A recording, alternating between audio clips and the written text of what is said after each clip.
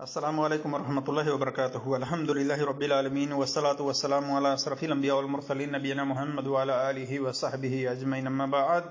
اعوذ باللہ من الشیطان الرجیم بسم اللہ الرحمن الرحیم قال اللہ تبارک وتعالی فی قرآن المجید یا ایہا الذین آمنوا ان جاءکم فاسق بنبأ فتبینوا ان تصیبوا قوما بجہالۃ فتصبحوا علی ما فعلتم نادمین وقال نبی صلی اللہ علیہ وسلم من کذب علی متعمدا فلیتبوأ مقعدہ من النار رب اشرح لي صدري ويسر لي امري واحلل عقدة من لساني يفقهوا قولي رب زدني علما۔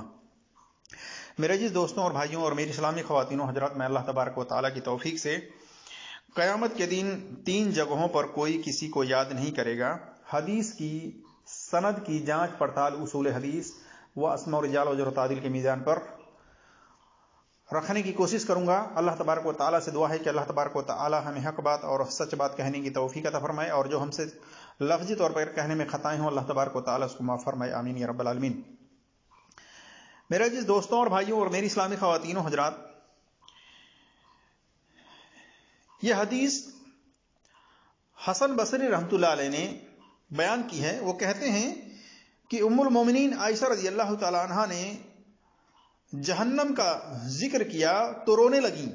رسول اللہ صلی اللہ علیہ وسلم نے فرمایا تم کیوں روتی ہو؟ وہ بولی مجھے جہنم یاد آ گئی تو رونے لگی۔ کیا آپ قیامت کے دن اپنے گھر والوں کو یاد کریں گے؟ رسول اللہ صلی اللہ علیہ وسلم نے فرمایا 3 جگہوں پر تو وہاں کوئی کسی کو یاد نہیں کرے گا، ایک میزان پر یعنی ترازو کے پاس، یہاں تک کہ یہ معلوم ہو جائے کہ اس کا ترازو ہلکا ہے یا بھاری ہے۔ دوسرے، کتاب کے وقت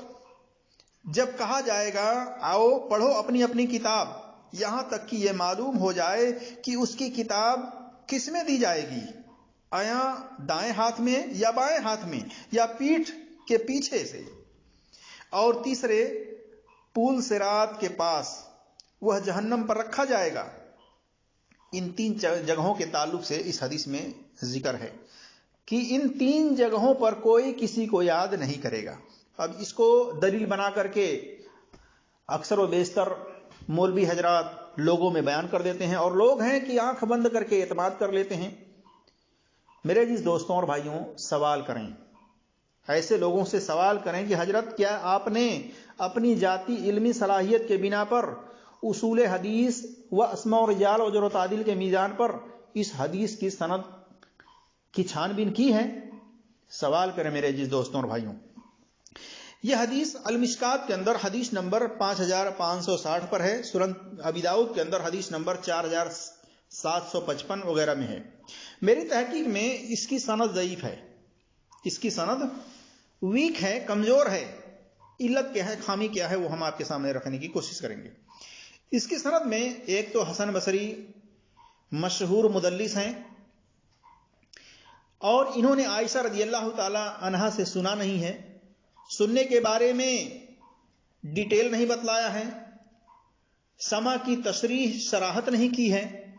اس علت کے بنا پر اس کی سند ضعیف ہے، اور یہ ہم اپنی ذاتی تحقیق کے بنا پر یہ بات نہیں کہہ رہے ہیں، بلکہ اس تعلق سے اپنی بات کی تائید میں شیخ البانی رحمۃ اللہ علیہ کی تحقیق بھی پیش کر رہے ہیں کہ انہوں نے بھی اس کی سند کو ضعیف قرار دیا ہے، اور محقق حافظ زبیر علی زئی رحمۃ اللہ علیہ جو اہل حدیث محقق ہیں، انہوں نے بھی اسی علت کے بنا پر اس کی سند کو ضعیف قرار دیا ہے، انوار صحیفہ کے اندر صفحہ نمبر 166 میں۔ تو معلوم ہوا کہ حسن بصری کا عائشہ رضی اللہ تعالی عنہا سے سما نہ ہونے کے بنا پر اس کی سند ضعیف ہے۔ اب جو لوگ اس کو صحیح مانتے ہیں انہیں چاہیے کہ حسن بصری رحمۃ اللہ علیہ سے عائشہ رضی اللہ تعالی عنہا کا سما ثابت کر دیں، سننے کے بارے میں واضح طور پر اس بات کی دلیل پیش کر دیں،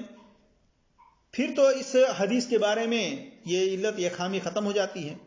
تو سب سے پہلے ہمیں چاہیے کہ ہم ایسے مولوی حضرات سے سوال کریں جو لوگ دلیل میں اس روایت کو پیش کرتے ہیں، اور نبی صلی اللہ علیہ وسلم کی طرف جان بوجھ کر کے اس طرح سے دھڑلے کے ساتھ عوام میں اکثر و بیشتر لوگ بیان کر رہے ہیں۔ ایک بات ہمیشہ یاد رکھیے کہ اللہ تبارک و تعالیٰ نے ہر ایمان والے کو تحقیق کرنے کا، چھان بین کرنے کا حکم دیا ہے سورہ حجرات آیت نمبر 6 میں۔ ہم یہ نہیں کہتے کہ سارے لوگ تحقیق کرنے کی، چھان بین کرنے کی صلاحیت رکھتے ہیں، لیکن اتنا تو کر سکتے ہیں کہ وہ کسی محقق عالم سے، تحقیق کرنے والے عالم سے سوال کریں۔ اگر ہم نہیں تحقیق کر سکتے، چھان بین نہیں کر سکتے، تو کسی محقق عالم سے سوال کریں اس بارے میں۔ یا اسی طرح سے جو لوگ ڈگری یافتہ ہیں، اردو اور عربی کے ماہر ہیں، وہ تحقیق کر سکتے ہیں۔ ایسا نہیں کہ تحقیق نہیں کر سکتے، وہ کر سکتے ہیں، لیکن وہ تحقیق کرنا نہیں چاہتے۔ دنیا کے معاملے میں تو یہ دیکھتے ہیں کہ کون سی چیز اصلی ہے، کون سی چیز جعلی ہے، لیکن دین کے معاملے میں آنکھ بند کر کے دھڑلے کے ساتھ عوام میں اس طرح کی باتیں چھوڑ دیتے ہیں، اور عوام ہے کہ آنکھ بند کر کے ان کی ہر بات کو ایکسپٹ کر لیتی ہے۔ تو یہ بات نہیں ہونی چاہیے، بلکہ ہر ایک کی بات کی تحقیق ہونی چاہیے۔ اسی طرح سے میرے جس دوستوں اور بھائیوں اور میری اسلامی خواتین و حضرات، قیامت کے دن کے تعلق سے اللہ تبارک و تعالیٰ نے قرآن کے اندر کئی مقامات پر، کئی جگہوں پر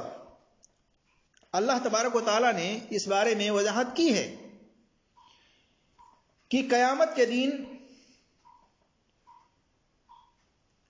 اس دن کی تیاری کرو جس دن آدمی اپنے بھائی، ماں، باپ، بیوی اور اولاد سے دور بھاگے گا، جیسا کہ سورہ عبس آیت نمبر 33 سے 37 میں دیکھ سکتے ہیں۔ اسی طرح سے اللہ تبارک و تعالیٰ نے کہا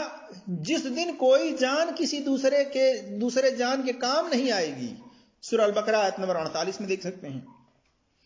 اسی طرح سے اللہ تبارک و تعالیٰ نے فرمایا جس روز انسان اپنے محبوب ترین رشتہ داروں کو جہنم میں ڈال کر خود بچنے کی خواہش کرے گا کہ کاش میں بچ جاتا، سب نفسی نفسی کا عالم ہوگا، اپنے آپ کو بچانے کی تغودو ہوگی، کوشش ہوگی، جیسا کہ سورہ المعارج کے اندر آیت نمبر 8 سے 16 میں دیکھ سکتے ہیں۔ اسی طرح سے اللہ تبارک و تعالیٰ نے فرمایا جس دن متقین، پرہیزگاروں کے علاوہ سب ایک دوسرے کے دشمن بن جائیں گے، یعنی وہاں پر کوئی کسی کے کام آنے والا نہیں ہے، جیسا کہ سورہ الزخرف آیت نمبر 67 میں دیکھ سکتے ہیں۔ یہاں تک کہ جس دن مال اور اولاد نفع نہیں دے گی، اس دنیا میں تو دے رہے ہیں، لیکن وہاں پر نہ مال کام آئے گی، نہ اولاد کام آئے گی، سورہ شورى آیت نمبر 88 میں دیکھ سکتے ہیں۔ تو میرے جس دوستوں اور بھائیوں اور میری اسلامی خواتین و حضرات، قیامت کے دن کوئی کسی کے کام آنے والا نہیں ہے۔ اس دنیا میں بھلے ایک دوسرے کے کام آ جائیں، لیکن وہاں پر سب نفسی نفسی کا عالم ہوگا، کوئی وہاں پر کسی کو یاد کرنے والا نہیں ہے۔ اللہ تبارک و تعالیٰ سے دعا ہے کہ اللہ تبارک و تعالیٰ ہم تمام مسلمانوں کو قرآن اور صحیح حدیث پر عمل کرنے کی توفیق عطا فرمائے، اور ہر ایک کی بات کی تحقیق کرنے کی توفیق عطا فرمائے، آمین یا رب العالمین۔ آج دیکھ لیں میرے جس دوستوں اور بھائیوں کہ دھڑلے کے ساتھ نبی صلی اللہ علیہ وسلم کی طرف ایسی ایسی باتیں منسوب کی جا رہی ہیں جو نبی صلی اللہ علیہ وسلم تک باسند صحیح ثابت ہی نہیں ہے۔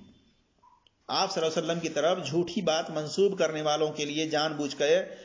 کر کے ایسے لوگوں کے لیے آپ صلی اللہ علیہ وسلم نے وارننگ دی ہے۔ صحیح بخاری میں حدیث نمبر 9، 110 وغیرہ میں فرمایا آپ صلی اللہ علیہ وسلم نے من کذب علی متعمدا فلیتبوأ مقعدہ من النار، کہ جس نے جان بوجھ کر کے میری طرف جھوٹی بات منسوب کی جس کو میں نے نہیں بیان کی ہے، اسے چاہیے کہ وہ اپنا ٹھکانہ جہنم میں بنا لے۔ تو میرے جس دوستوں اور بھائیوں اور میری اسلامی خواتین و حضرات، کوئی کتنا ہو بڑا عالم کیوں نہ ہو، آپ اس سے سوال کریں کہ حضرت کیا آپ نے اپنی ذاتی علمی صلاحیت کے بنا پر اس بات کی سند کی تحقیق کی ہے جو آپ بیان کر رہے ہیں؟ سوال کریں میرے جس دوستوں اور بھائیوں۔ اللہ تبارک و تعالی ہم تمام مسلمانوں کو تحقیق کرنے کی توفیق عطا فرمائے، آمین یا رب العالمین۔ السلام علیکم ورحمۃ اللہ وبرکاتہ۔